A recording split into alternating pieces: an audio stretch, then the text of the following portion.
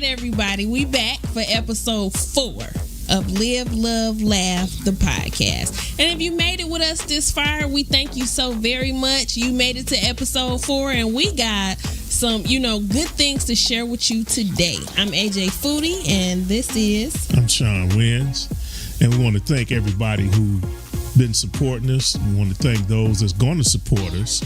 We're glad to have you along for this ride. We the new kids on the block, but we trying to get it popping. So those that's riding with us, we thank you very, very much. Right. So we trying to get it popping literally. So, stay to the end so that you can see that episode of What's Poppin'. It's a vibe. We got that coming up. And we got some things for you guys to sip on. So sit back, relax, and enjoy this sip.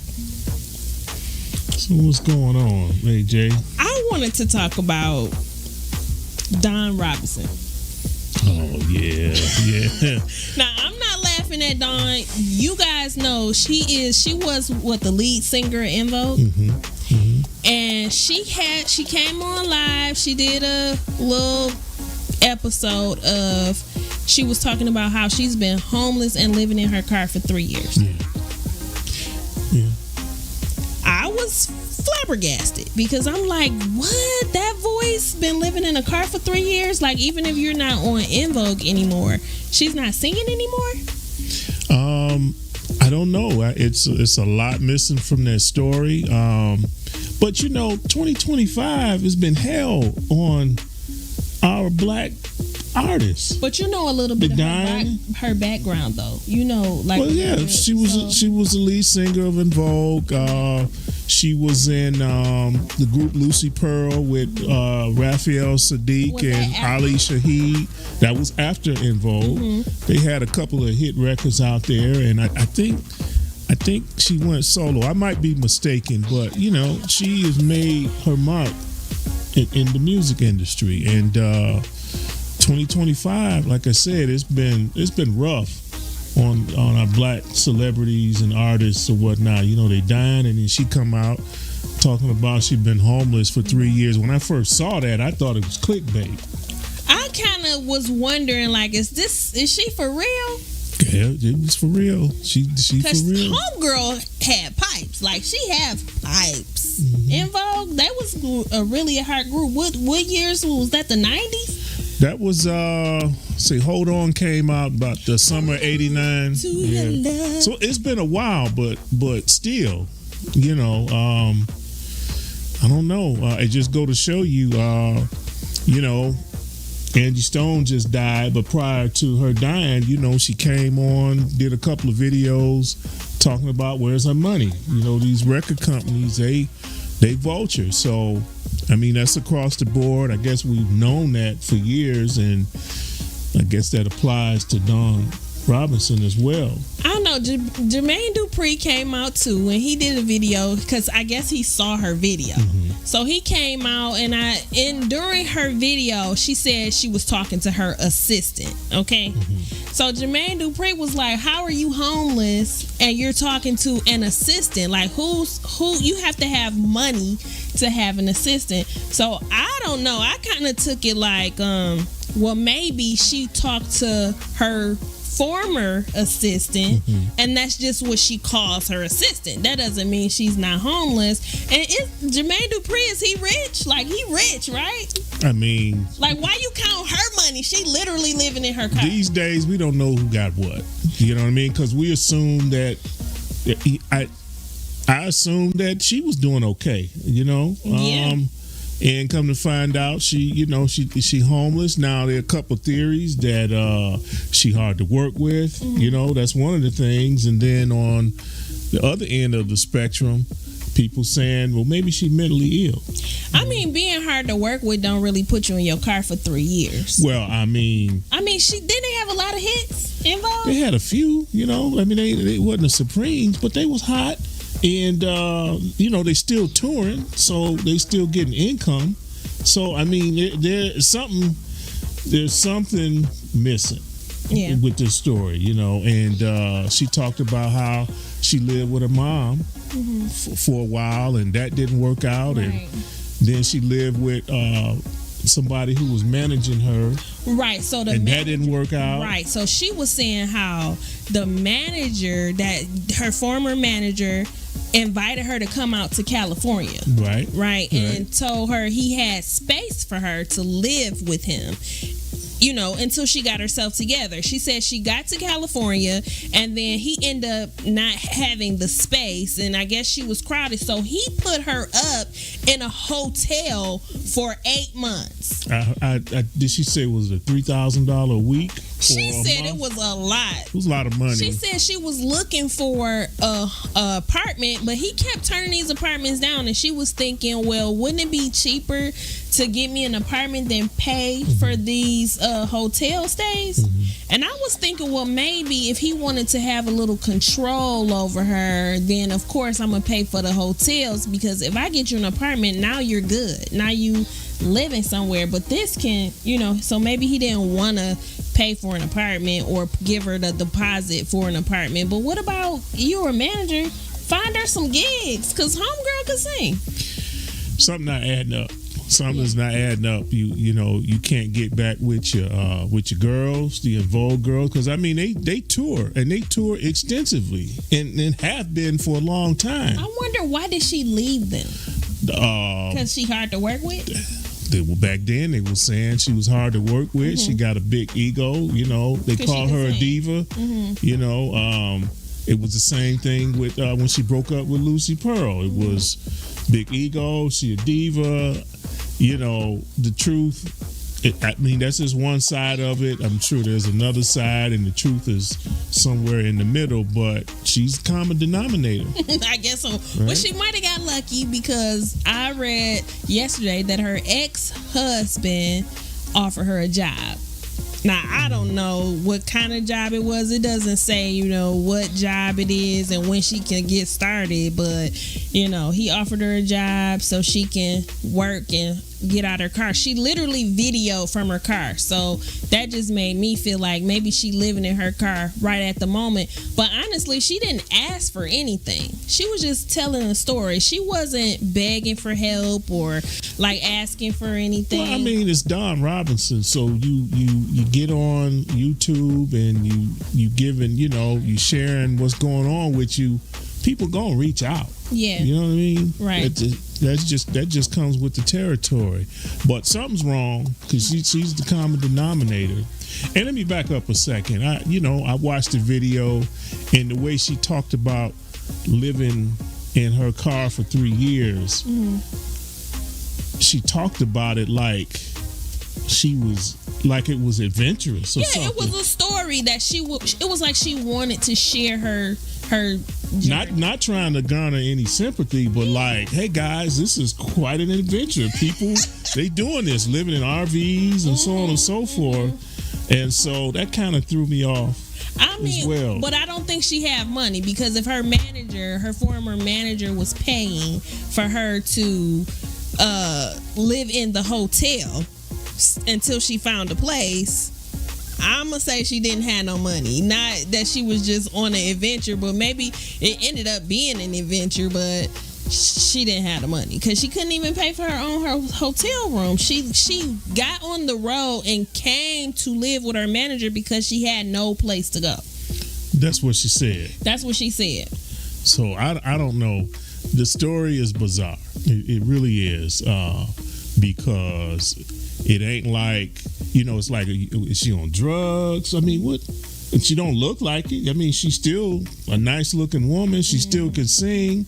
Her contemporaries are still out here touring. You know what I mean? Yeah. People will still go pay to see her. And it seemed like you would humble yourself. Like, if you got homegirls that's still singing and they touring. And it seemed like you would be like, hey, can I hit the stage with y'all? Because I'm sure people would be happy to see, oh, that's Dawn Robinson. She sung with them. She here. People would probably buy some extra tickets because she came back. You know what I mean? And now that story went viral, now it's really time for her to strike because people are rooting for her. Well, somebody said Tyler Perry gonna call her up and put her in some movie. Yeah, he might. Because she sing and he liked those musicals for sure. So Tyler to the rescue.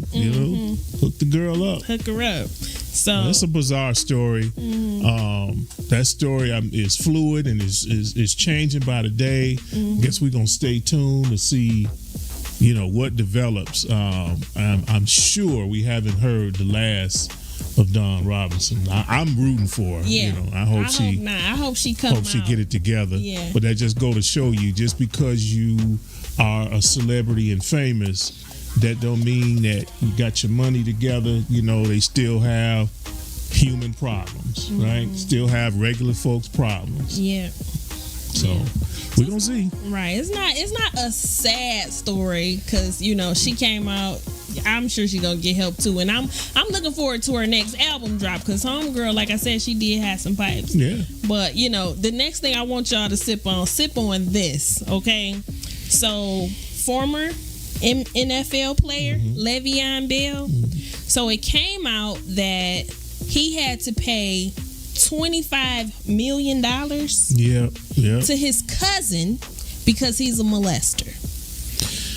Oh man! So I guess she sued him. He didn't. So she won by default. Was he a good player? Yeah, he had a good run, and then was he first string? Yeah, he was a second round pick of the was it Pittsburgh Steelers in 2013, and he was all pro a couple years, made a couple of Pro Bowls, signed a couple of big contracts. He was the man for a minute, and then he hit a wall and it went south or whatnot.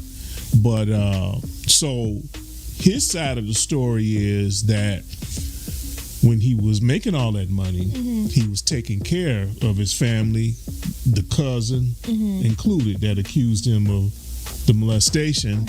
And he's saying when the money dried up, then he started having problems. I'm going to tell on you.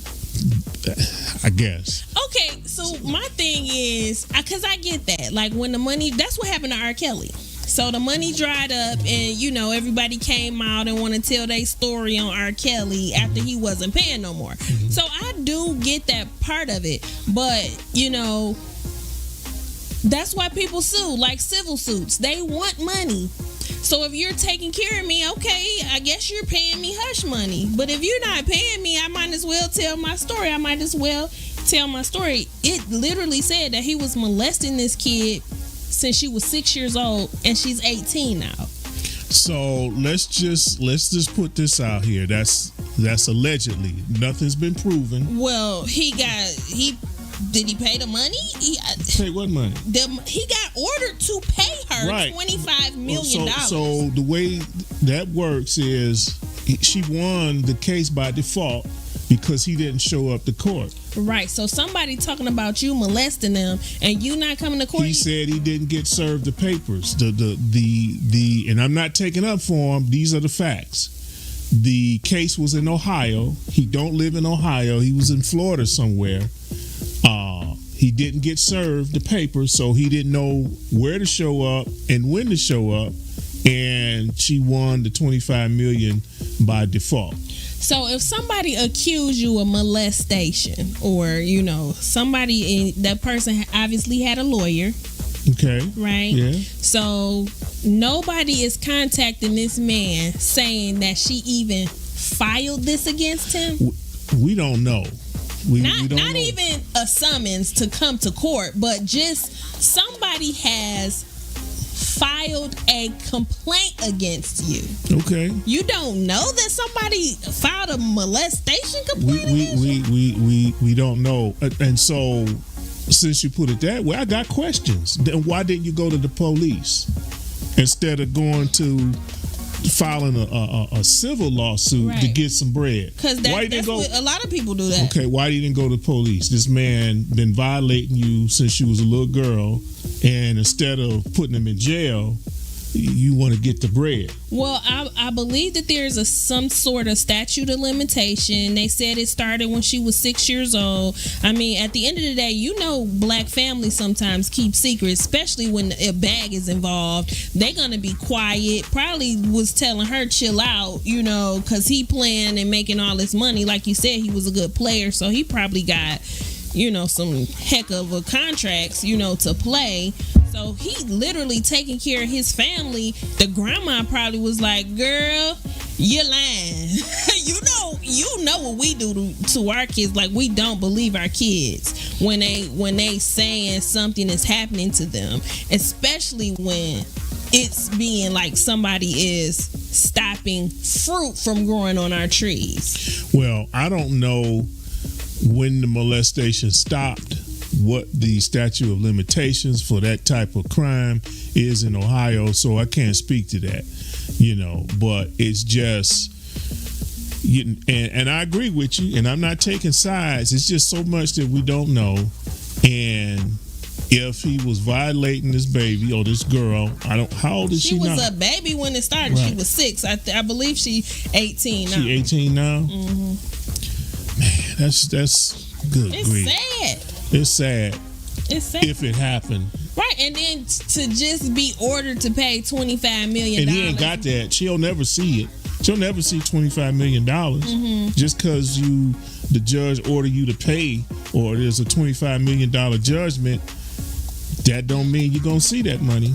It just seems like it's such high stakes. Like, the price was so high. It's hard for me to believe he had no idea that was happening behind the scenes, because it's really $25 million. That ain't no chump change. It's possible to get served papers where you're supposed to get served the papers and not get them. It happens every day. Mm-hmm. So that's not beyond the realm of possibility. Mm-hmm. You know what I mean? However, to your point, how you not know that? Right. That this girl is out. This case is happening. That's pretty serious. Right. Molestation since you were a baby. 6. That's pretty serious. I just don't know who makes that up. I mean, it's people that make stuff up, because look at what happened to Jay-Z. I know. I feel like in my heart that was a lie. The girl came out like Jay-Z raped him, but she did come out and recant that she said he was like in the vicinity, but he didn't do anything. He didn't have anything to do with it. But at first, when she said he did it, mm-hmm. and her chest was out. Her chest was out. You know what I mean? So, but even her dad said he can't recall, because she said her dad picked her up. And how was you? Was she like 13 or 14 that you done went to this party, this after party or something? How'd you get in? And the dad is saying he picked her up, but he just really don't recall something like that happening. Her own dad. It's just, when there's money involved, it's just hard to know if we have a real victim here, mm-hmm. or if we have an individual that's motivated by money. Right. It's the line is so thin. Yeah, and then to me, the Jay-Z thing, this was like a little weird little girl or something. She had some type of, this girl might be weird. We don't know. Disability. But this is a family member, which it's just some fine lines with this. You know what I mean? Because this is not a stranger that's trying to get the bag, like a stranger on the street. Like, I see my opportunity. Let me get the bag. Let me lie on this man because I was at the same party he was at.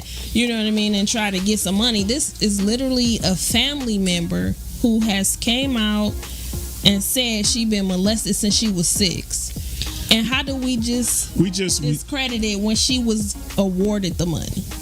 Because it was default. It was nothing proven in court. She won by default, not by the preponderance of the evidence. That's not what happened. It's not saying that it didn't happen. It's like, I'm just saying. Did he ignore it thinking it was going to go away? Who knows? But right now, we don't have enough information to take sides. We don't. All we know is the judge ruled he owed her $25 million. And he didn't show up to court, so she won by default. We haven't seen no evidence. Well, I would say this: if anybody knows, get any more information on this, because I'm interested to see where this goes. Because if it is a lie or something, I'm sure he gonna fight back or come back, maybe try to appeal it or anything like that. If you guys find out any information on this, we are very interested to know. Send me an email to ajfoodie@livelovelaughthepodcast.com. Send me some links or send me some information. What do you know? We wanna share that tea, okay? After that, we need you to sip on this one. Uh-oh, here we go. Now this one is so crazy, y'all. This one is so crazy. So I know you guys heard about the Lil rapper, Ronnie. right? What was his name? Lil Ronnie. Lil Ronnie. He at the car wash with his 5-year-old daughter, and he get what they call it murked at the car wash. Him and his baby. Right. So they killed his 5-year-old baby, and the mother have 2 videos circulating right now. You see, I had to take a pause and shake my head a little bit, and I really don't like to assume like how people grieve. Right, and you got a lot of people. If you've seen these videos, you know some people like where you can't tell people how to grieve. People grieve differently. We're gonna show y'all the videos. But in my opinion and estimation, it was over the top and ridiculous to see this mom of this recently unalive kid acting ratchet. Right, so she on one video, they got bottles. She talking about how everybody gotta die. She not mad that her baby dead. She just mad at how it happened, and she gonna make sure her baby gonna get buried in Gucci, and she gonna have everything, and the daddy gonna be so proud. How she gonna bury her baby. They literally having a party. They getting having drunk, a party. getting She high. talking about everybody died. She ain't mad. We all gotta go sometime. Her baby was 5 years old. 5 years old. So that is disturbing to some mothers and fathers out there that, have a child, It's young disgusting. baby. It really is. It was disgusting to watch that video. It was disgusting to watch that woman carry on like that. Her and her ratchet A friends. It was really, really disgusting. And it's just like today in our community, anything and everything goes, and too many people support this kind of behavior. They do. It's because it's a bunch of people around her. Like, I don't know that I could party with my friend like that. Like, I can't party with you. She got stacks of money. The other video, she got the stack of money up to her ear. Right. Oh my God. Like a whole thug. It's hard to have any sympathy for her. And how did they say the dad died? Like, why were the people after him? So there are several things. The most prominent one was he robbed the cartel or robbed the dice game of $40,000. And if this is true, we don't know if it's true or not. This is, these are allegations. If it's true, why are you rolling around with your baby in the car? You literally rolling around after you robbing people. Like everything's sweet. And then the mama like, he gonna be proud. He gonna proud of what? He dead. He's gonna be proud that they're burying the baby in Gucci. Yeah. After he going around robbing people.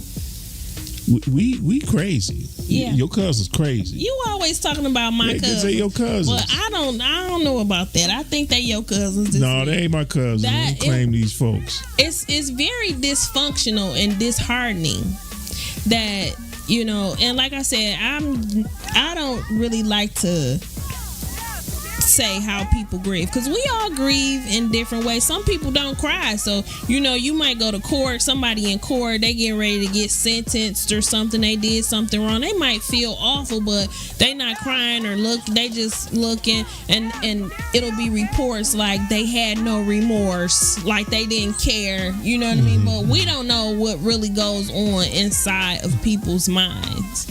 But when you out here partying like that after your 5-year-old just literally got gunned down, and you holding stacks of money up to your ear, like, you know, the baby gonna be in Gucci, and you know what? You know, now we do know there are subsets of our culture where they celebrate after a funeral. You know, they do this in New Orleans. Where somebody passed, they celebrate with parades and dance and song. But that's not what this was. That's not what this mom and her friends was doing. This was just ratchet, debaucherous behavior. It was. You know what I mean? Yeah. And, you know, younger people can look at this and it's almost like they normalizing the death of this 5-year-old. She was 5 years old. I just don't understand how her friends are with her, like, just because they're a bunch of ratchets too. Right. So to me, in my mind, and I don't know, beat me up, I don't care. To me, it was like the baby didn't stand a chance in life anyway. So maybe God made a decision. You know, a lot of people are saying that because this mom didn't seem to be, I don't know, I guess we got this idea of what a mom's supposed to be, and this woman wasn't that. It was almost like a load been lifted off her shoulder. Right. Yeah, she was happy. She was relieved that she don't have to be responsible for this child anymore. I could be reading, you know, something into it that don't exist, but that's how it appears. Yeah, right. That's how I felt about it. Like, you know, it was a feeling. Like, you know, the whole burial thing might be this my last thing that I got to do as a parent is bury my child, and then I'm done. I'm good. I don't know. We got to do better, folks. Yeah, and if this the parent that the kid was going to be stuck with, how she's behaving, what they say, we listen but we don't judge. But hey, I was listening to that and I was like, come on now, give me a break. Poor baby. Yeah. She didn't stand a chance between mama and between daddy and the way this mama is acting. Robbing dice games. Or running off on the plug or whatever the case may be, you know what I mean? And mama is a whole ratchet, you know what I mean? And the way she act is like how a man act. She acted I never, listen, before I seen the video with her whole money up to her ear, now I have seen little kids, like little girls going to prom and somebody give them a stack of money to take a picture with, but most of the time, women doing that, hold money and thugging out, that don't usually happen. If it happened, like I said, send me some videos, y'all.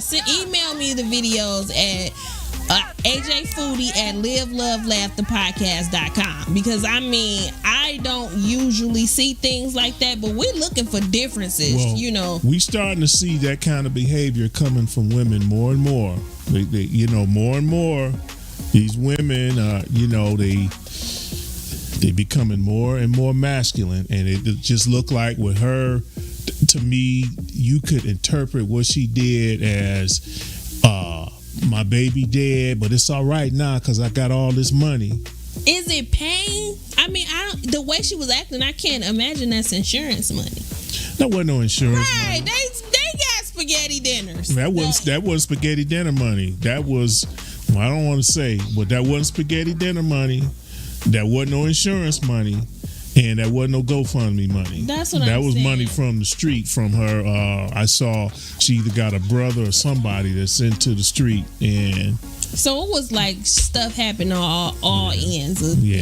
That was ridiculous. I hope to never see nothing like that again. Yeah, it was the most dysfunctional thing I ever saw in my life. Man. So I don't know if you guys seen the video. We're gonna show you guys the video. It's crazy, you can but judge tell for us, yourself. Yeah, tell us what you think. Are we being too hard on homegirl? Like too bougie, or tell us, because if we being too hard on that behavior, tell us what y'all think so we can lighten up the load a little bit. But and then I don't know either. There's no words for that. Words. Yeah. It's no word. I don't think y'all gonna have words after y'all see it, but put a comment in the thread. Comment on the videos. Comment on the sip on this, so that we can know, is this what you guys want to hear about or not. But it's some serious stuff that I want to talk about. I want you guys to sip on this. So Trump apparently got ordered by a judge to rehire all the people that he just fired. Well, not all the people. So it said the judge ordered him to rehire the people that were on probation. Right, because they was fired illegally. Because they were saying that their production, the way that they were working, it wasn't acceptable. So, when you're on probation, if you're not doing your job correctly, you'll lose your job.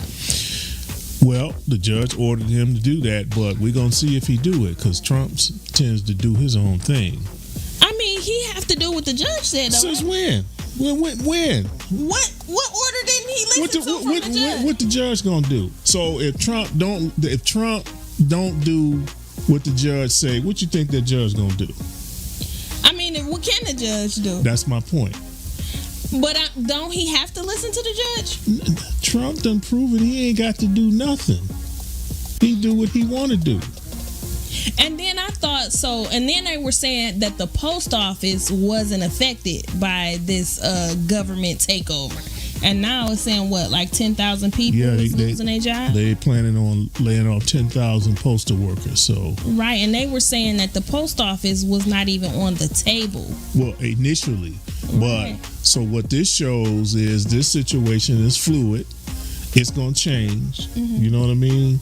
As time move on, they're gonna do what they want to do. So we should not be moving forward. We shouldn't be surprised by anything that this administration does. Mm-hmm. And as they're showing, nobody's safe.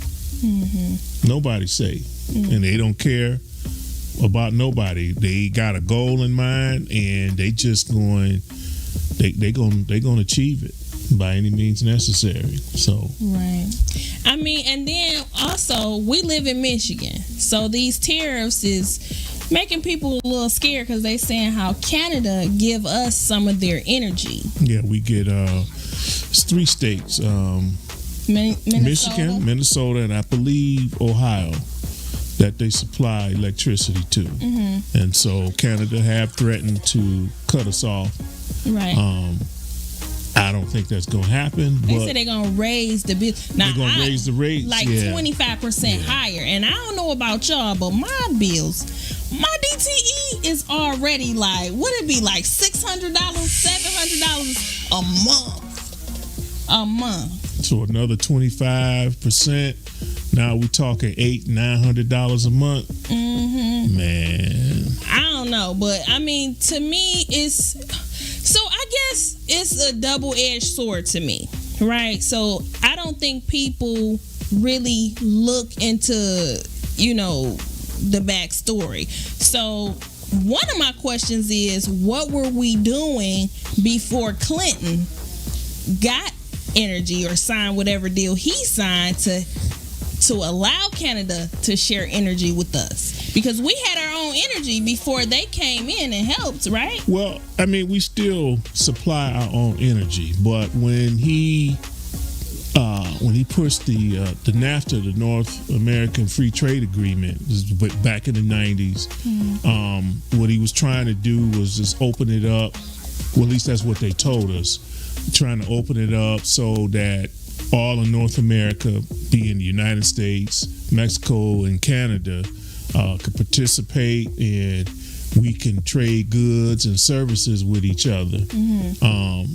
That's what that was for. So a lot of the things that we manufactured or the services that we did internally, well, they farmed it out. Mm-hmm. So you started seeing car manufacturers building open plants in Mexico and Canada. Mm-hmm. So they made cars in both of these countries. The electricity part of the grid went to Canada, so on and so forth. That was the genesis of it back then. Okay. And so now Trump or the administration, what they want to do is bring a lot of that stuff back into the United States. Right. And so that's why he's slapping on these tariffs. And it's going to part of the intention is to force some of these car manufacturers back home. Right. We start supplying our own electricity again, oil to a certain extent. A lot of the farm services, wheat and things like that, want to bring it back into the United States. Right. But that's going to hurt in the beginning. It is, and that's what I think, like, some people don't understand. So I'm definitely not a Trump supporter you know what I mean? I'm not like, oh, go Trump. But I don't think that people understand what's really going on. So at the end of the day, all of these things that we get from other people and pay for, some of the stuff that they get from us, they don't pay for it. So they don't have tariffs. Like, we had liquor. They were taking all of the liquor imported from the U.S. and Canada. They was removing it from the shelves, right? We send them liquor. They don't pay tariffs on that at all. But everything that they send to us, we pay tariffs on that. Right. Or we pay to be able to sell our goods, our liquor in their country, but they don't have to pay to sell their stuff here. Right. So they're trying to balance that out. Right. And it seems like it's hard in the beginning. And that's what happened in politics. Every president is dealing with the previous administration or previous administration from years before, like way down the line. So right now, everybody is mad at Trump because, it's causing problems. People's losing their jobs. He got to shrink the government. Groceries are sky high. Right. And the fact that we depend on other countries for energy is kind of crazy to me, that we depending on Canada to dictate how much we pay for energy when we didn't have to do that before that trade agreement took place. Exactly. So, and when it took place, people were happy that happened. You know what I mean? But then think about all our jobs. A lot of the jobs got outsourced. Yeah, a lot of jobs got exported to these other countries. Right. So people lost their jobs. So I don't know. It's a double-edged sword. We're dealing with a lot right now with this administration, and only the strongest gonna survive. Yeah, but we've been here before, and if you know what I'm talking about, we've been here before, right? And we'll make it through. And I think that African Americans, we are very resilient because we've been without for a lot, and a lot of people that voted for Trump, they didn't know that what's happening now would affect them. Right. So now they so stressed out, and everybody on the news, whenever somebody lose their job, they like, oh, he the worst. But he told them voted, right? But he told them what he was going to do. Right. So he definitely told them that whole Project 2025 that he said he didn't have nothing to do with. He said, what? I didn't know what that was about. I haven't seen it. Well, he putting it down. He definitely putting it down. So stay tuned, everybody. Right. All right. Well, you guys sipped on that. Sip on this. We're getting ready to wrap things up, but we have, this is Live, Love, Laugh, the podcast. So we got some stuff for you guys to laugh at coming up. Stay on just a little while longer. We want to keep your attention just a little while longer. You guys are going to be cracking up, okay?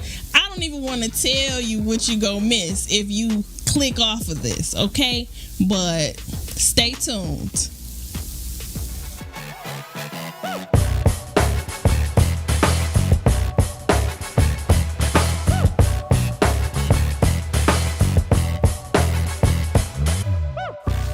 Welcome back to Live, Love, Laugh, the podcast. In case you're just tuning in, we are sitting here on the couch with our guest, Nick Hardy, and he's having a candid conversation with us today about how it is to be a single father in today's world and what that means about the village that we are trying to create and rebuild. So, Nick, how you doing today? Welcome to the show, Nick. Doing great. Thank you so much. Thank you for having me.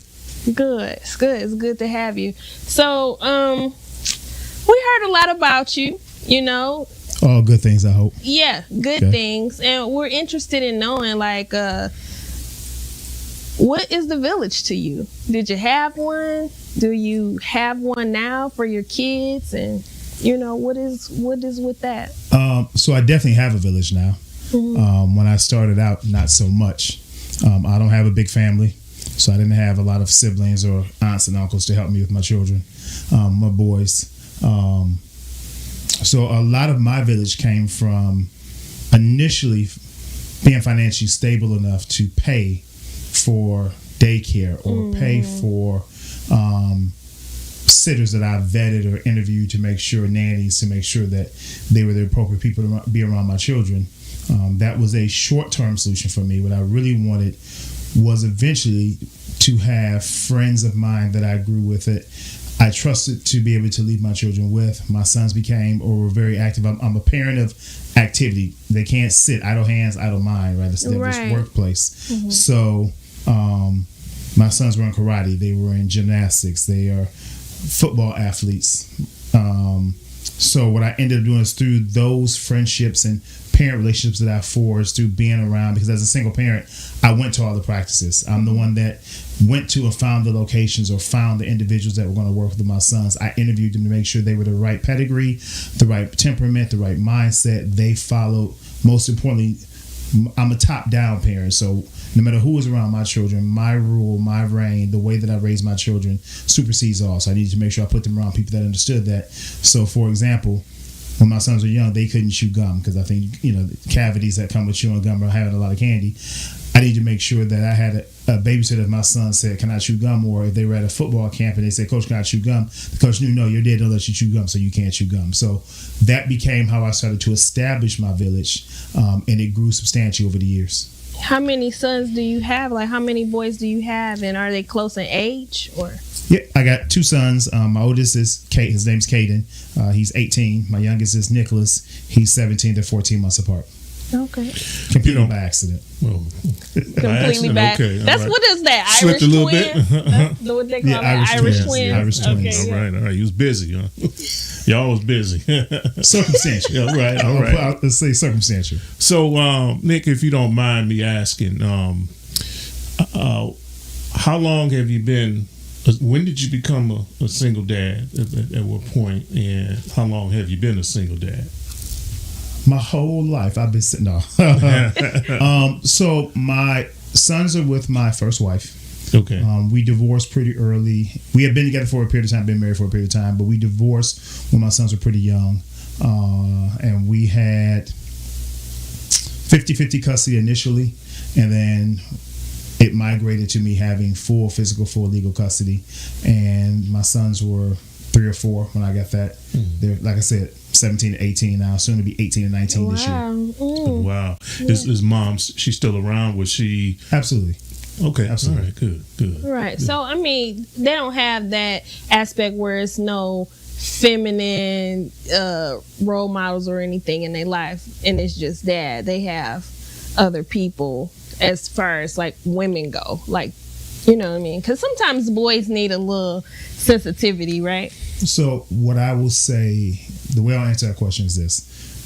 For my sons, I have had to be, the majority of the time, everything that they need.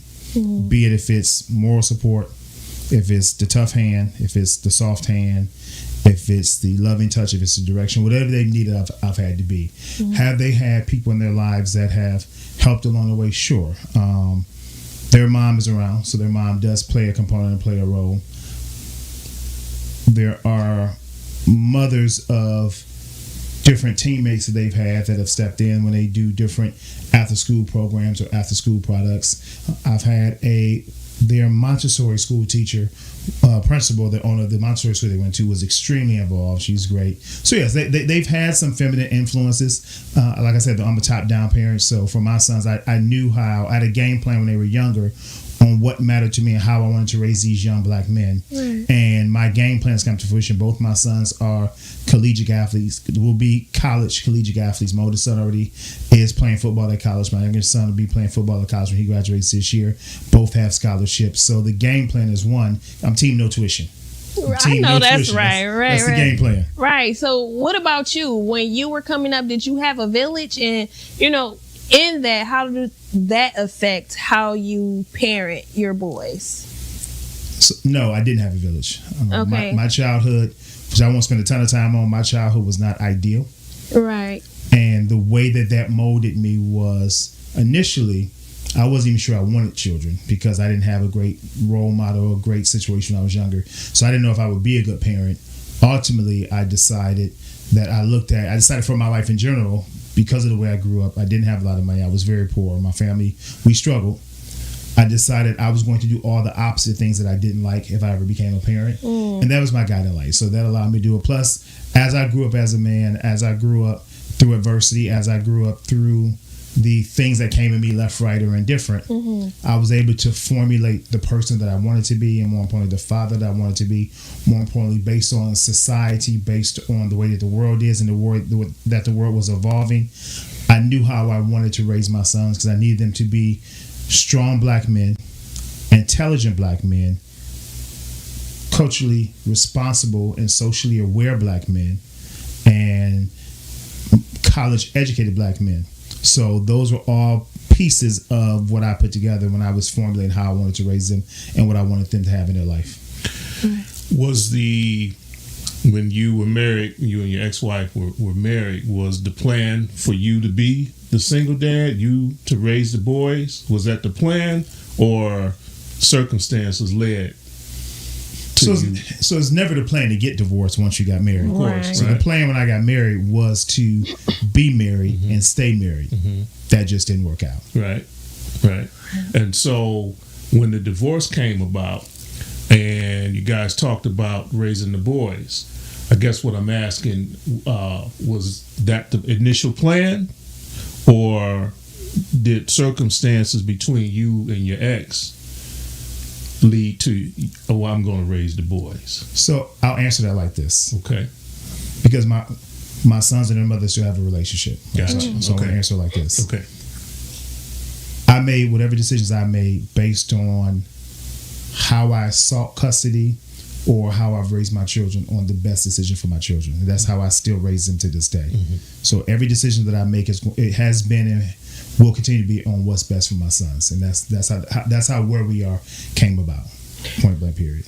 Gotcha. So I kind of want to speak to, because you do have male children. Correct. So let's, even outside of that piece that you just shared, how important do you feel that it is for the father to raise sons? Like, how important is that?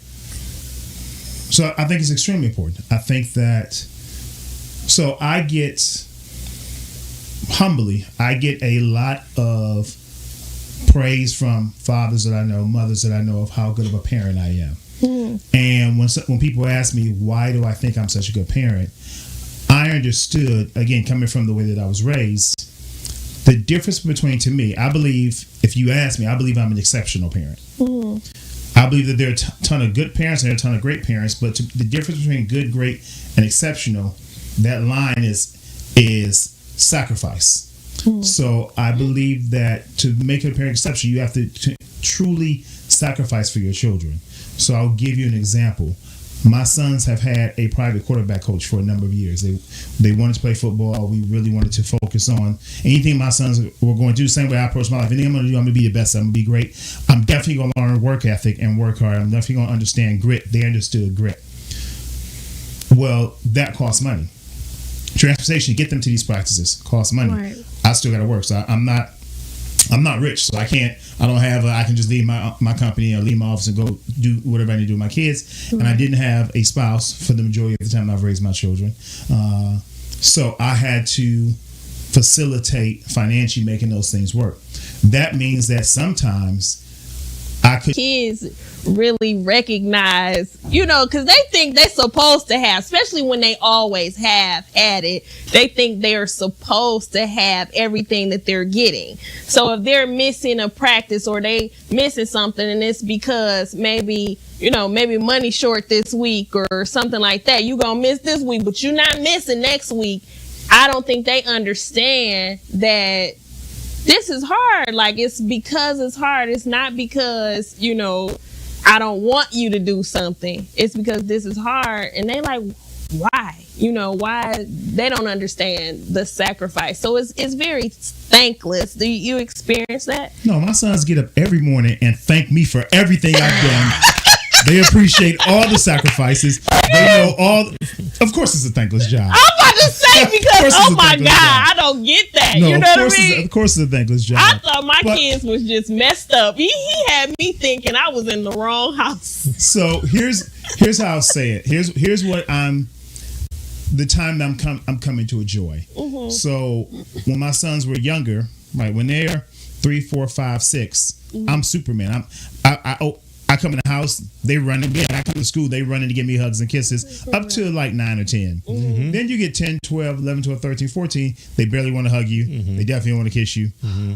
You don't want to be around. They don't understand certain things. So yes, it is a thankless job. But where I'm at now, and part of where I'm at now is because I've always spoken to my children in a way where I talk up to them. I've never talked down to them. Mm-hmm. I've spoken to them. We're very direct. I have open communication. I had to be direct because I had to.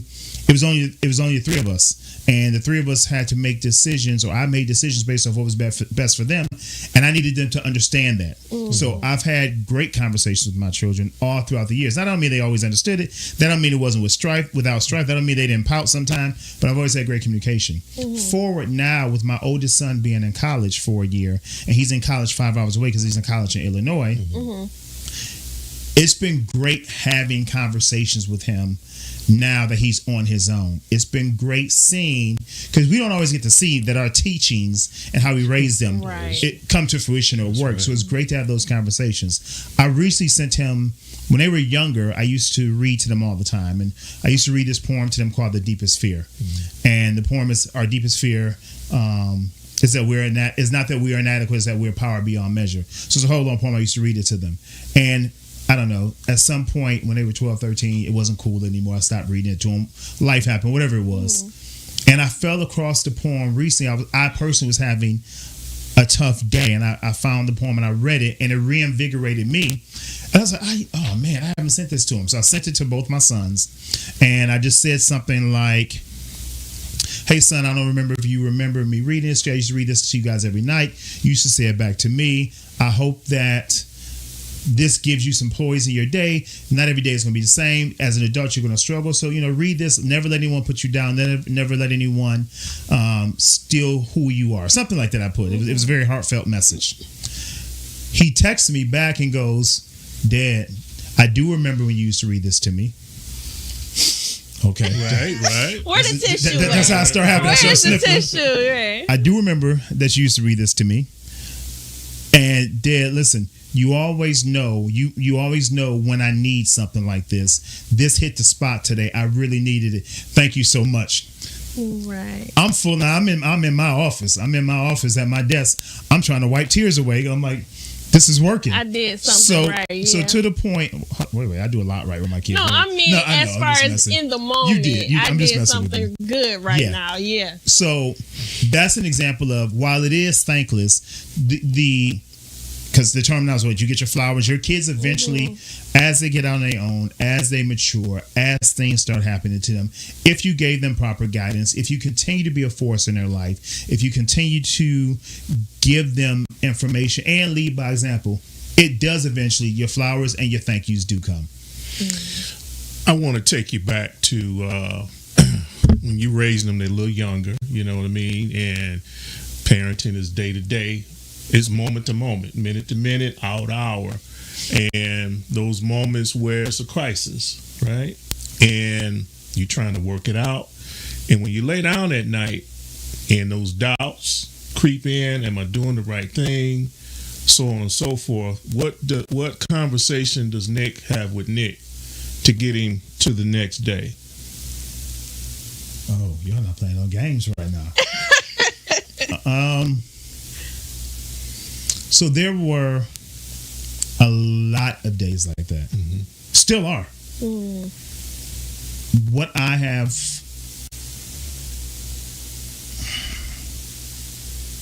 take your time. So let me say it this way. I knew what my plan was for my sons. I knew what it took and what it takes to be a successful black man. I knew what adversities were going to come up against them. I knew what mistakes potentially they could befall them. I knew that if we were a crisis, the crisis was something that was going to continue to come, and we had to address the crisis, kick the wall down, climb over the wall, go around the wall, dig under the wall. Whatever the crisis was, we were going to get through it. Mm-hmm. Those nights where I was unsure because of other influences, as your kids get older, they have more influences. You've got social media, you've got technology, you've got YouTube, you've got all these other things. You've got people in their life. Here's a good one. I've been nicknamed and teased by friends, family, of being the Joe Jackson of my boy's life.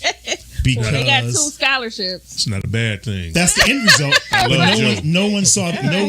Not no one, but it's hard to see the end of the struggle or the end result when you're in the fight, right? You can't see the victory while you're in the fight. You can just see the wars, the battles that you're winning, and hoping it leads to ultimate victory. Mm-hmm. So during those times when they were younger and I was pushing the football, I had them working out excessively. I had them with their quarterback coach would have them. We'd be up at 5 o'clock in the morning, Saturday morning, in the middle of the snow training. We'd be out 5 a.m. in the morning in the rain training, and they'd be training for 3-4 hours. Well, I'm crazy. Why am I getting up? I'm off work. Why am I getting up taking my kids to this type of practice? Well, if you play football, you don't just always get to play in the sun. You don't get to play in the nice weather. You play through the fall, through the winter. So you're going to have these weather elements. Well, those are the things that taught my sons work ethic, grit. It made them game ready for the elements of the world that they're going to be dealing with. That's how I've raised them outside of that. So when I have conversations, when we make decisions, when they make bad decisions, when I make bad decisions, I'm not, I mean, while I believe I do a phenomenal job and I just highlighted, I think I'm an exceptional parent, that's come with some failures on my part. That's come with some mistakes on my part. That's come with me learning my children, because as they grow, they are human beings and their personalities take hold, and you have to respect where they are. So a lot of those conversations with myself at night were, I'm not ashamed to say, tear-filled, fear-filled, and I had to always remind myself that it's just a day. And I always looked at myself and said, was I right? Was I wrong? What could I have done better? Right. What could I have, how could I have prevented the situation from happening? And sometimes I woke up the next day and I had to apologize to my sons. Sometimes I had to say, Dad didn't handle that right. Dad didn't guide you right. I didn't prepare you appropriately for the situation. So it's not all your fault, it's my fault. But here's my culpability and my responsibility, but here's yours. And I think because I was always able to talk my sons through it, they understood it, they grasped it more, and it helped us to be where and who we are. Right. I wanted to know about, because I always wonder sometimes when they're female single mothers, do they ever think to themselves that they're not doing something right, or what would the father do if the father, was in the child's life? Do they ever think about that? Because to me, women and men both play a role in raising kids. So is there ever a time when it comes to giving advice to your children that you feel like, wow, this is something they should be talking to their mama about? You know what I mean? Or, do you ever feel like, did I give that advice right because you're a guy? You know what I mean? and this might be something that should come from their mother, or is it like, well, I'm a man and they men, so all my advice is right? You know what I mean? So that's a few different questions. So let me start with the easiest question first. Just because I'm a man and they're men, all my advice isn't always right. Okay. Do I believe that a mother's influence on sons when giving advice is more impactful or equally as impactful to a father's? I say this respectfully, so don't women start yelling at me or beat me up. I believe you might get beat up, but that's what we're here for. They need to hear it. For sure. So I believe that fathers don't get the credit they deserve. Period. Across the board. Whether they're, and when I say that, I mean, I'm talking about all the fathers that are actively in their children's lives doing the job. And the reason I say this, I'll give you some examples. If you go to, when my sons were younger, and even in their teenage years, when I would take them to a doctor's appointment or an ER appointment, we're in the ER on a Saturday night, and my son's going through an illness and going through something. You could tell the difference from how a nurse or a doctor will speak to you as a father than when you see the mother, how they speak to the mother. They almost talk to the father like, well, it must be your weekend. You here because it's your weekend. You know, you don't really know what you're talking about. Hey, can we call the mother? Or if the mother shows up, then they address the mother rather than you. So I think that first and foremost, fathers that are active and doing the job need to be given more respect and more appreciation for the job they do. And that's not knocking. Mothers do a phenomenal job. If you are, and I will say this consistently, I never understand how a man could ever be disrespectful to a woman.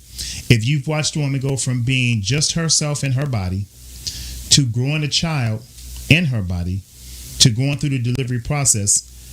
When we make jokes about could men ever do this, we can never do that. So we're never strong enough to make that happen. There's nowhere for that. So to go through that process, I don't know how you could ever disrespect a mother, a woman, or not understand the value of a mother. But society, and in part sometimes it's not unjustifiable, because in society, if our black men would be more accountable to raising the children that they make, regardless if you wanted it or not, you got to be there and raise your children. So there are reasons that may be justified, but we're in a position in time, 2025, where fathers should get their flowers. Right. So I believe in my life, yes, my advice is always going to trump all. My rule is always going to trump all. And that's not to take away from my son's mom. That's not to take away from any mother of anyone's children.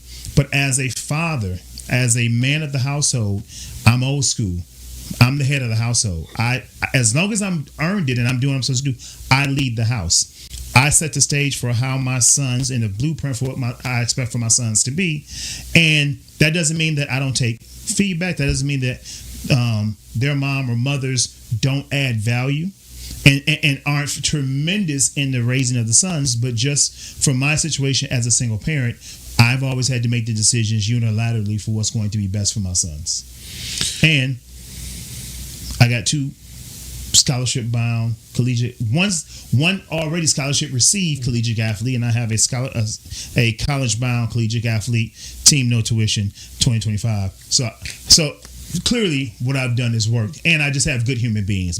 And I'm told that, because as a parent you always think your kids are the best and they can do no wrong, and for sure I believe my sons can do no wrong, but realistically I know that's not the case. But when other people tell you when you're not around that they're good humans, then the plan worked. You did what you had to do, and Correct. It worked. In terms of being a man and masculinity, most of us are raised to be masculine, don't show any emotion, don't show any feelings, so on and so forth. Did you allow your sons to see you be vulnerable?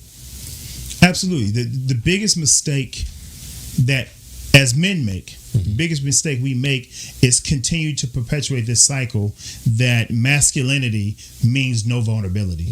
You're your ultimate masculine self when you can be vulnerable, because in vulnerability it allows you to not only see and receive and be empathetic to the situations of whomever you're dealing with, your children, your spouse, whoever.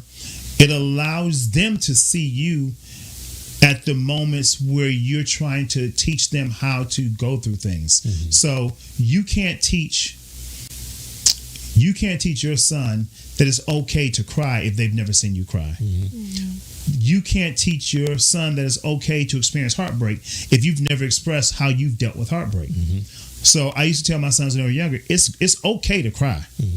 Now, if you're crying because you took that cookie I told you not to eat, Right. and I found out you took it and you lied about it, well, then there's no tears for that. Right. The tears for that are null and void. That's the way it's saying that. That's trying to elicit an emotional response to get out of trouble. Well, that's never going to work. That's going to get you in more trouble. But if you are heartbroken, your first girlfriend broke your heart, your third girlfriend broke your heart, you set a goal for yourself and didn't reach that goal and thought you gave everything to it and didn't understand what you didn't give to it and got extremely frustrated, and your emotional response was tears or anger, that's okay. Let's talk about how we work through that and how we process it and how we use what we've learned from it to get to the other side. So vulnerability is extremely important, and men in general, whether you determine yourself to be a masculine man, an alpha male, whatever definition you attribute to yourself, vulnerability has to be a key. You can't raise, and as I've said, for me being a single parent, I've had to be everything that my children's needed. Now, I've always said this, and I will forever say this. I disagree with women when they say, I'm the mom and the dad. You're not. You're not. Women need to stop saying, I'm the mom and the dad. If you have if a father is not present, you're their mother. Right. And you may sometimes have to diversify the way you approach how you work with your children, but you can never be a mother and a father. So I can never say I'm a dad and the mom. Right. But what I am is I'm a father that is in tune with the emotions of my children, and I am what they need me to be when they need me to be it. And that goes a long way. That comes from having, I knew who all my son's friends are. There are some people they want to be friends with that you can't be friends with because they don't line up with the lifestyle or the values that our family has. I go to parent-teacher conferences. I talk to their teachers. I talk to the parents' friends. I confirm, you going over to somebody's house? Great. Let me call the parent to make sure they know you coming. Let me make sure they understand how long you're going to be there. You want to spend the night? Great. Let me make sure the parents... So I was so, and still am, but as my sons are older, some of these things have changed, but I was so involved in my son's life to such a degree that I knew what they were doing when they were doing. Now, lastly, I got cameras all around my house. You can't get away with nothing. You can't. I'm seeing everything. I'm hearing private conversations. But all those things help, right? I go through their room. I said this all the time. I was talking to a friend of mine recently, and I still, maybe I shouldn't say that they're going to see this, but I still go through their rooms when they're not home. I sneak through their rooms. I'm looking to see what's in the room. My sons, thank God, no drugs, no issues with alcohol, no issues with vaping or the vape pens or whatever the latest fun craze is. But if they were, and I'm blessed, and I'm lucky, and I'm thankful every day that's not the case. But if they were, it wouldn't be for long, because at some point I'm going to find residue of what you're not doing. I'm going to find out what's under your bed. I'm looking through your pillows. I'm looking in drawers. I'm looking in books. I'm looking at all the places that I remember hiding stuff at in my house, in my room. That's what I'm looking at.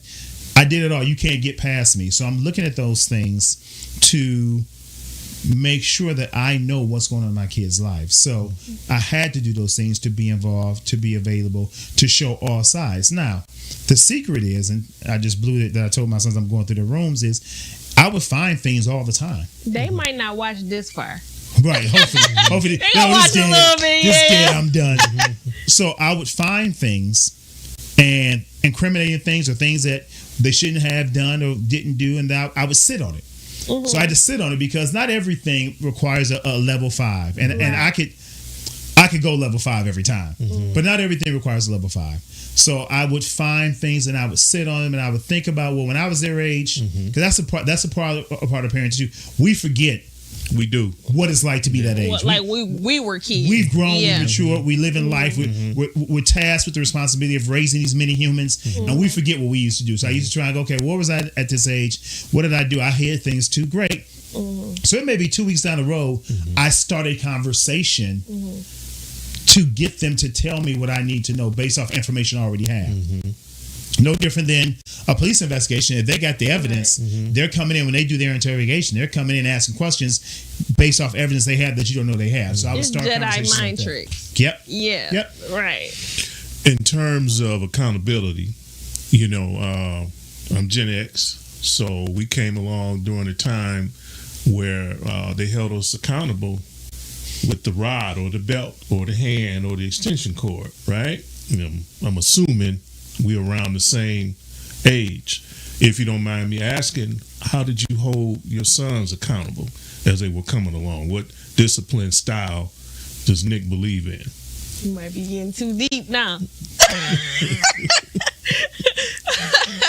So I've suffered the hand of all of those as a kid. Yeah.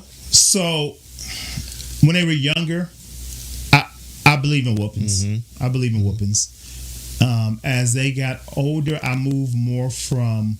So when they were younger, I went to belt, old school belt to butt. Mm-hmm. When they got a little older, and you remember what you learn is you remember when you miss them, and it hits you. Yeah, that pain is real. Yeah. So as I got older, or as they got older, I went to ruler to hand, which is very pain. Like that's old school. My mom used to have the painters. You remember old school above the door jamb. You have the long yardstick. She picked that bad boy up and smack you, and that hurt. So I took rulers to hands for a little while, and then ultimately I determined probably by the time they were like 5 or 6 that I didn't really want to be the parent that beat them into submission. Because again, one of those things I thought about. Well, I used to really hate this. Why am I doing? I'm doing it. Right. I'm doing it the same reason I got the ketchup, mustard, salt, silverware drawer in the kitchen that all black families had because we just always had it, right? So I decided I didn't really want to do that, so I started a couple things. And I don't know about trademark infringement, so I'm not going to say the name of the movie, but there was a movie where they talked about a circle of trust, where whatever's shared in a circle of trust, with Robert De Niro, right? Yeah, whatever's shared in a circle of trust, you won't be punished for. So I started that first and foremost. I went to my son and said, listen, we're going to stop doing this. We're going to stop whooping. We're going to stop doing this. I talk to you enough. I'm educating you. You can talk back. You can express yourself. Circle of trust. Anything you tell me, if I ask you a question, if you bring me something, if you tell me the truth, there's no punishment. There's no repercussions. There's a conversation. Now, if you're repeating the same behavior, different story. The trust will always get you a lesser punishment, but the repetitive nature of not learning from a bad mistake will get you eventually a punishment. But the circle of trust is what I started first. That helped a lot where they felt like they can talk to me. That's the biggest anchor we deal with as parents is how are we relatable and how do we encourage our children to come talk to us. And there are a couple of different ways people do it. I was never when they were younger, the fun parent. I'm your dad. I'm not your friend. Right? That bit me in the butt. Years later, I was talking to my son. I asked him, I said, you want to hang out with your dad? My son said, you my dad. You my dad. You're not my friend. We can't hang out. Yeah. You got me. Shut up. We're going to hang out anyway because I'm your dad. I'm paying. Right. So I was never the fun parent. But what I was the parent that believed that I needed to make sure my sons could feel comfortable talking to me. So removing punishments for truth telling was a great way, and it helped us out substantially. Also, just educate them. I think that I read something. I went to a seminar when they were younger, and I cannot remember this gentleman's name, but he was a Harvard-educated teacher, and he was doing a seminar. And one of the things that stuck with me that he said was, at that time, and this was 10, 15 years ago, at that time, there was a study done that the amount of words said in non-black households were in a given day, 7,000 to 10,000 words were said in the household. In the African American or brown households, it was something like less than 1,000. Wow! And I want to make sure it probably was less than that, but I don't want to cheat the results at the time. And that stuck with me. And what that came from was, we don't sit at the dinner table and have conversation. We let other things raise our children. We let other devices raise our children. And sometimes, don't get me wrong, sometimes it was out of necessity. You got a mom who's a single mom or a single dad who's working 2 or 3 jobs. So it just happens. But it stuck with me and it resonated with me that the reason some of our children aren't good readers or aren't as articulate as they can be and don't understand dialect is because we're not talking in the household. So taking from that, because I did a ton of studies, went to a ton of seminars when my kids were younger, just trying to be the best parent I can be, took that information and implemented it. So circle of trust, communication. We're going to always talk. I'm going to always talk up to you. I'm not going to talk down to you. So when my sons were 3 or 4, I'm talking to them like they're 7 or 8. When they were 7 or 8, I'm talking like they're 10 or 12. I was always talking up to them, which required them to talk up to me. I never used small words when they got to a certain. I mean, when you're a baby, when they were young, when they were under 1, 2. But when they got to a certain age, I spoke to them the same way I spoke to everyone else. I would use whatever my vernacular or my verbiage or my wording would be, I would speak to them that way. That may cause them, and that will cause them to say, well, Dad, what does that mean? I don't know what that word means. Or I will follow up. Do you know what I just said? Do you understand what I mean? No. Then I'll explain it.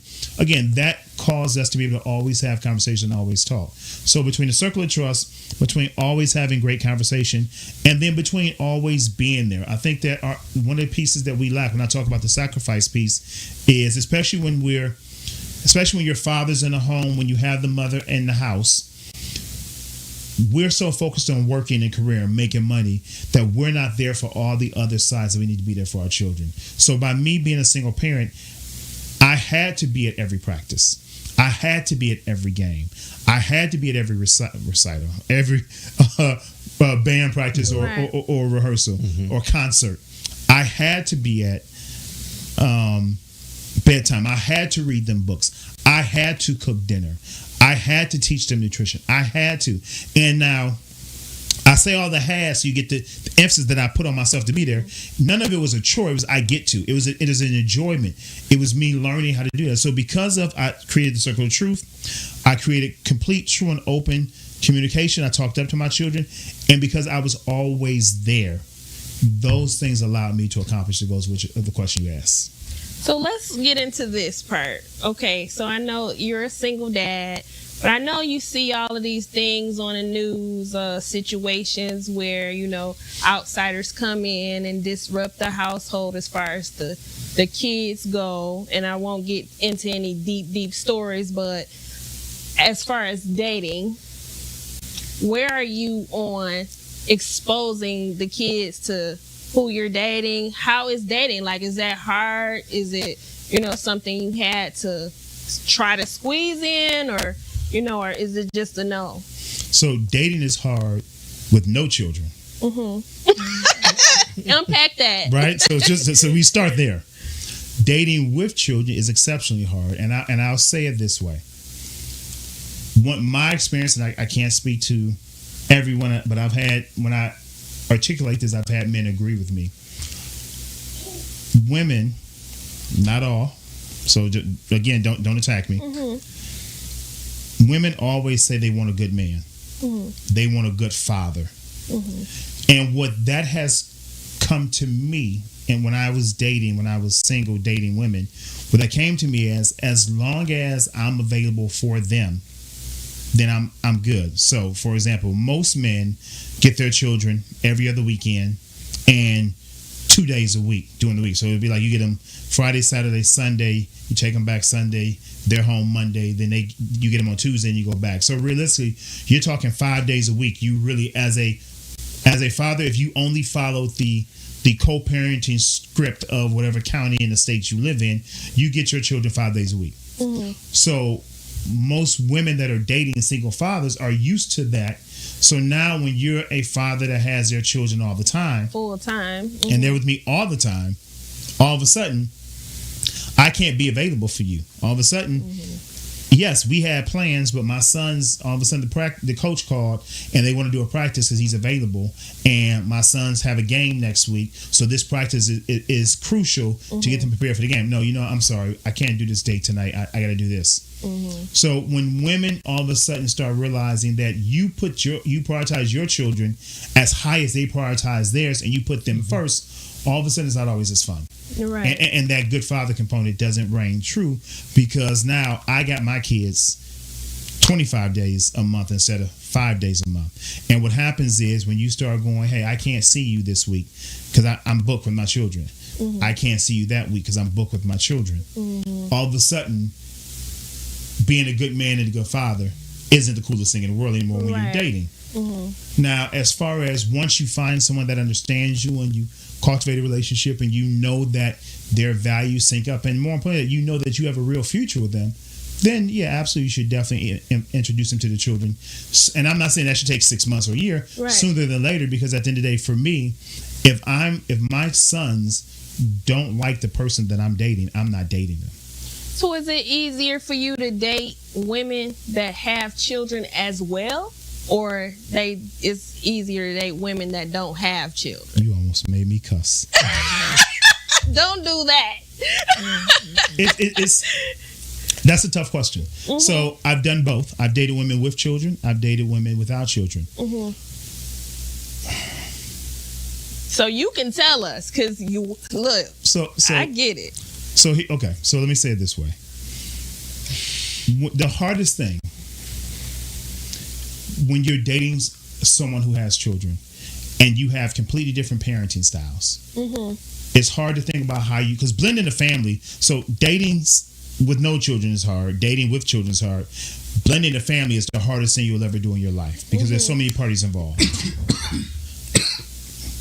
Dating when you have someone who you have completely different parenting styles, it's tough because if you can't agree to get on the same page, mm-hmm. That's the worst thing in the world because you'll never take advice from each other. Right. It's hard to take advice from someone when you don't respect the way they parent. Mm-hmm. And it's hard to take advice from someone when you believe you're doing a better job parenting your children than they are theirs. Right. And vice versa. It's hard to, if you're honest with yourself, it's hard to, if you feel like you're not up to snuff with the person that you're looking at, taking advice from can be tough because it hits your ego. So it's a very tough dynamic. And I applaud and take my hat off to everyone who makes that work because it's extremely difficult. And don't get me wrong, I'm sure there are a ton of people who want to make that work, but it's hard. It takes real work. Right. Dating someone that does not have children, well, that's its own bag, right? Because if you're dating that person and you're dating that person with intentionality to be married or be in a couple or be in a committed relationship, well, do you want more children? Does that person want more children? Toughest thing in the world to be someone who doesn't want any more children, and you're dating someone with no children that wants children. Right. At the same time, let's say that person doesn't want children; they're content with being your children. But then again, I need you because you have no parenting experience. Mm-hmm. I need you to take the way that I raise my children and raise my children the same way, and that's really tough because everyone eventually feels like they have their own rhythm to parenting, and that's a very tough dichotomy. I've had conversations with, I'll give you an example of one of the points that I'm making. So neither of my sons have ever had a job. I've not made them work traditionally where they go get a job at 16 and they get paid $8 an hour for whatever. Mm-hmm. My reasoning for that was, one, I'm blessed enough that my sons don't have to work.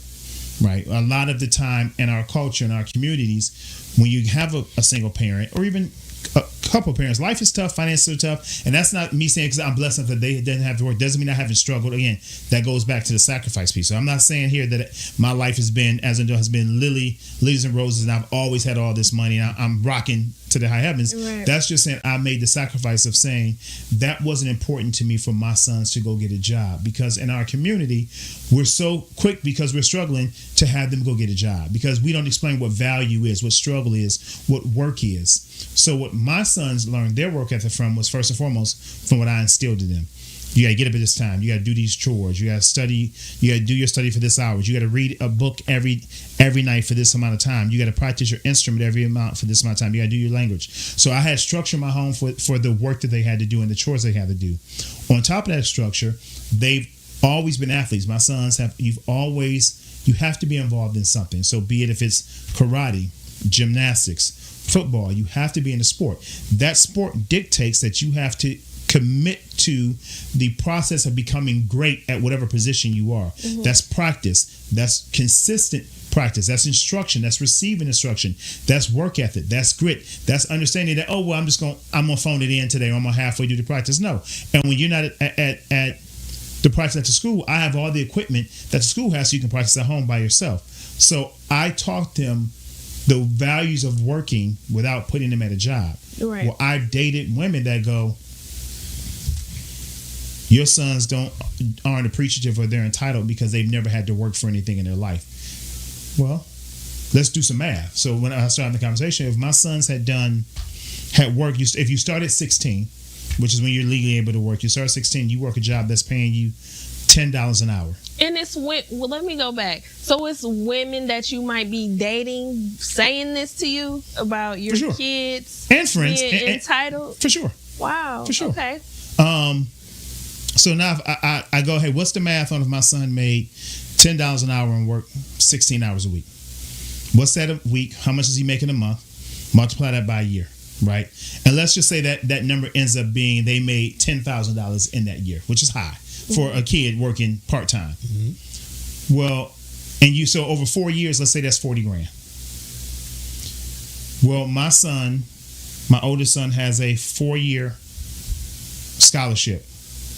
The tuition at his school is, let's just say, 40 grand. Mm-hmm. So he'd have worked part-time, which means wouldn't have been able to develop the skills to achieve this scholarship. Right. So the first year cancels out. I'm in the green because I got the other 3 years at 40 grand. We made 40, 80, 120 grand by him not working a single day. Right. So it was just a mindset of they didn't need to go to a job and work. Also, my mindset is this: you're an adult. If you're a child from, let's say, 0 to 20, just for easy math. Mm-hmm. Assuming you live to 60, you're an adult twice as long as you're a child. Mm-hmm. I think that we do our children a disservice in our community by putting them to work so young. They get the whole rest of their life to work. Let them enjoy being a child. Let them enjoy, and that's one of the things I never had. I didn't get to enjoy my childhood, so I wanted to make sure my children enjoyed their childhood and enjoy being children. And when you're an adult, all those things are going to come on you. I think that's when kids aren't doing the most, like, because to me, if you're working hard, if you're waking up at 5 o'clock in the morning and you going to practice in the snow, that's work, and that's true work. You know what I mean? Mm-hmm. So you're actually getting it done. You're putting in hours. You're not getting money, but you're getting rewarded. Correct. You're reaping something. Correct. So I think when people think like that, or they got to work, or they haven't earned anything, I think they might be giving ridiculous things, and they like, oh, that's too much. Like, it's some kids that get Jordans all the time, or they really going in on this ridiculous things they see on TV, on TikTok, or wherever they see it, they want it. Those things, they not. And as parents, like, I can't afford this, but they want their kids to have that. So they like, you gonna have to get a job. You know what I mean? And they're not putting in that hard work that you've put in. So they don't recognize how the two, are different. So I think we need to put this in context. Mm-hmm. So there are absolutely people who financially can't do certain things. Mm-hmm. And they can't maybe be as extravagant with what they get their children as they want to be. Mm-hmm. That goes back to making sure your children understand value. Okay? So if I'm not making a ton of money, but I know that my son wants a pair of Jordans, and my son is doing, or daughter, whoever your child is doing everything they're supposed to do, then I, as a parent, I go back to sacrifice. It may take me 6 months to save up the money to buy them that pair of Jordans, but I'm going to buy them that pair of Jordans because they earned it. And they're going to value that pair of Jordans so much more if I communicated with them, going back to piece about talking to your children, if I have the circle of trust, and if I'm there and they're seeing the struggles, they understand it. When I buy them that pair of Jordans, they understand it. Right. Yeah. I am, so that's one piece of it. So you can't, financial circumstances matter. Mm-hmm. Also, you have people who are exceptionally rich who can buy their children brand new cars or Birkin bags or whatever that is. Well, for them, if you put it in context, depending upon how rich you are, a Birkin bag is equivalent to a Coach bag to some people, right? Just financially speaking. For that other middle ground is, if you give your children what they want, I've always said this, and it's just the way, and I'm not saying it works for everyone, I'm saying it worked for me. I laid a plan out for my sons that I'm so strict on how I raise them and what I do and what they do, that if they do everything they're supposed to do, they can get whatever they want. Now, don't get me wrong, I'm not buying my sons a Birkin bag, right? I mean, yeah. Or I'm not buying them something extremely ridiculous, but what I do buy them, some people will think that is ridiculous based off of what they've been in their life. Mm-hmm. So I take it all in stride, But that's just the way that I feel. Now, again, I feel like that's where it comes from sacrifice. But at the same time, I'll give you another example. I have a full library at my house of books that I bought. So every time I got paid, and I haven't done this the last couple years, but every time I got paid, I bought a book for each of my sons. So before I bought any fun thing that they may have wanted, I bought a book. So my sons, you got to read an hour a night. The older they get, you got to read 2 hours a night. Because one of the things that you deal with when you're dealing with young black men or boys in general, boys don't read. Boys are traditionally better at math. They don't read. Well, I was gonna debunk that theory and make sure that my sons read. So I bought them books. My sons had to play instruments. They played. My oldest son played the viola. My youngest son played the trumpet. They had instruments they had to play. They had sports. They had to learn the language. My oldest son learned Spanish. My youngest son learned French. So there's so much that I put structurally on my sons that when they finally say, "Dad, I want this," right, and I'm getting 4.0s and all A's, you're gonna get that. And even if that means I can't get this has been a situation in my life. Truly, there are times in my sons growing up where they were flyer than I was. Right. That's what's required, because is it my job to make me the center of attention in this family, or is it my job to make my sons the center of attention? And I've always focused on making my sons the center of attention. That's what was required. In terms of, and we're wrapping this up, in terms of the village, one of the things I'm big on is the inability for our young men to resolve conflict. Resolve everything with violence. It seems to be the way these days. Did you teach your sons conflict resolution, or was it a thing with everything that you surrounded them with, the environment that they grew up in, or the environment that you fostered? Was it just something that just came with the territory? They all automatically knew how to resolve conflict? Punch him in the face. No, I'm just kidding. So I've taught my sons a little bit of everything. Yes. So obviously conflict resolution is extremely vital and important in life, period. Not just regarding physical confrontations, just regarding verbal confrontations and how to navigate relationships. So I've taught my sons physically, we don't pick on anyone. But we defend ourselves if someone comes at us. Absolutely. That defense could be physically. That defense could be verbally. That defense could be calling me. Whatever it is, I've taught them how to handle situations at each end of the spectrum. If someone hits you, then we got to fight. Like we're not the turn the other cheek.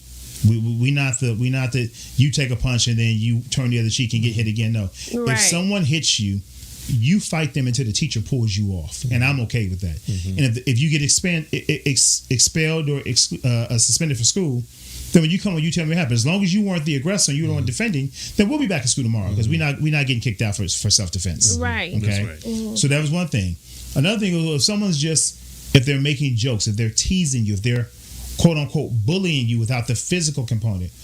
Well, again, I've always talked up to my sons. So in terms of their dialect, in terms of their verbiage, in terms of how they can articulate themselves, well, they can go back and forth with you verbally with the best of them. Again, we don't want to be in that situation. Just like when I say, if someone hits you first, then you got to beat them down. But unless they hit you, there's nothing to be done. Right.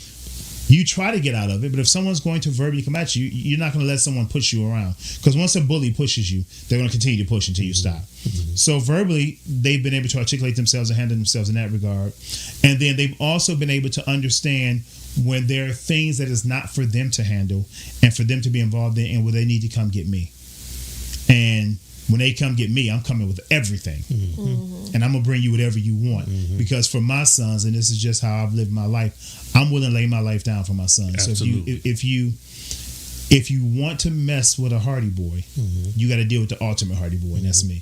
And so no one wants to deal with that. So if they call me and someone's hurting my children, then you got a problem. Well, you guys heard that. You don't want to mess with a Hardy Boy, all right? It was a very good pleasure talking to you, Nick. Thank you so much. It's a pleasure being here. It's so, it's a situation where mothers just really get all the praise and credit and everything, and they really expect it, even to the detriment of even when the fathers are involved, mothers just really take all the credit. So it was very important for us tonight to make sure that we got, the point across that there are fathers who are raising their children, who are in their children's life, who have created a village for their children, who are the village for their children. That was very important to us. So we are very thankful and grateful that you came and shared, your experience with us. And we know it's other dads out there that's really kicking it up and doing the same thing. And let's be clear, ladies and gentlemen, the information that Nick shared with us tonight, this is news that single fathers and mothers could use. Every parenting style, everybody's different. Everybody do a different thing, but he definitely dropped some nuggets tonight that I would encourage you to incorporate into your parenting style, because it worked for him, Yeah. And so I hope that you're open-minded enough tonight to be able to receive the information that he shared with us. I appreciate you being here, brother. I really do. Thank you. I appreciate you guys for having me. Again, there's no book. There's no, or I'm sorry. There are a ton of books, and the reason that there are a ton of books is because there's no clear-cut right direction or path. But as long as you are sacrificing for your children every day and you believe that you're making the right decisions for them, then keep doing it. That's all that matters. We're all in the same struggle. We all just want to produce and create great humans. Absolutely. Absolutely. All right, guys. This is Live, Love, Laugh, the podcast. And we had a great show tonight. We had Nick Hardy here, single father, doing the most for his boys, and is going to clearly continue to do so. And we thank you for joining us. We hope you enjoyed tonight's show on Live, Love, Laugh, the podcast. Don't forget to like, subscribe, and share on YouTube. Tell your friends about it. All right. Don't forget Ghosted, because we're looking for your emails. We're looking for you guys to, send us your emails at ghosted@livelovelaughthepodcast.com. That's ghosted at livelovelaughthepodcast.com. We're going to keep your identity secret, right? Right. We're not going to say who you are if that's what you're scared about, but send us the email and tell us about a date that you had that didn't go well and you ghosted the person, or the person ghosted you and you want to know what that was about. Maybe we can salvage something. Maybe we can do something about it. So we want to reboot that first date and get something going with that. Absolutely. So drop us an email. Let us know what you're thinking on the date that you ghosted or was ghosted. As AJ said, we're going to try to reboot that and get you off on the good foot. Yeah. If you made it to the end of the show, you are the bomb, and you have been following us. This is episode 4. And we're looking forward to 5. That's every week. A new episode every week. We're not playing. We're here to stay. So again, thank you for tuning in. Don't forget to like, subscribe, and share. Okay? Check out Patreon, because we got some bonus footage on there too. You have to subscribe on there. And go to YouTube for the full episode. We're on Amazon as well. Mm-hmm. We're on Spotify. We on Apple yet? If we're not, we're working on it. That's coming up. Did I miss one? I think it's like, which Facebook. one do you like the most? We're on Facebook. So like, subscribe, and share on Facebook as well. Mm-hmm. Yep. Pick the one you like the most, but pick YouTube too. Let's just say that. That's right now, that's going to be our driving force, is YouTube. Pick the other ones that you like anywhere except Apple right now, but we're working on that as well. So we'll see you guys next week. All right. Well, good night, everybody.